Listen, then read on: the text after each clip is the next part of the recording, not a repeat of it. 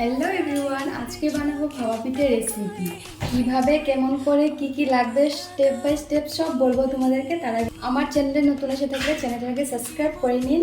চলো ভিডিওটা স্টার্ট করা যাক। প্রথমে লাগবে আটার চাউল। তো এখানে দেখো আমি 3 ঘন্টা আগে ভালো করে ধুয়ে ভিজিয়ে রেখেছিলাম। এটাকে এখন গুঁড়ো করে নিব। এখন আমি চালের গুঁড়িতে ভালো করে নুন আর জল দিয়ে ভালো করে মিক্স করে নিব। এইভাবে মিক্স করার পর চালনির সাহায্যে এটাকে চেলে নেব। গুঁড়িটা ঠিক এরকম দেখতে লাগবে।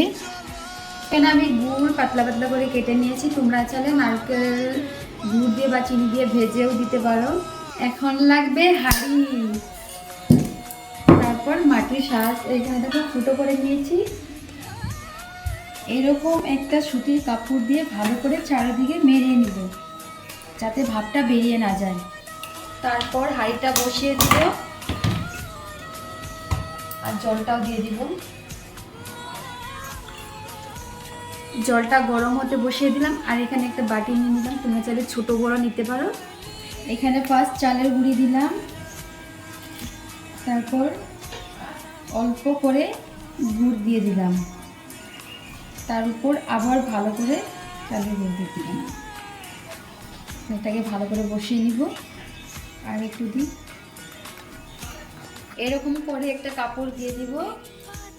তারপরে এটা রেখেছিলাম, এটা এরকম করে বসিয়ে দিব।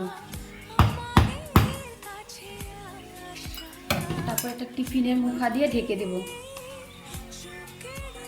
যাতে ভাপটা ভালো করে না বেরোতে পারে। হয়েছে কিনা চলো দেখে নিই।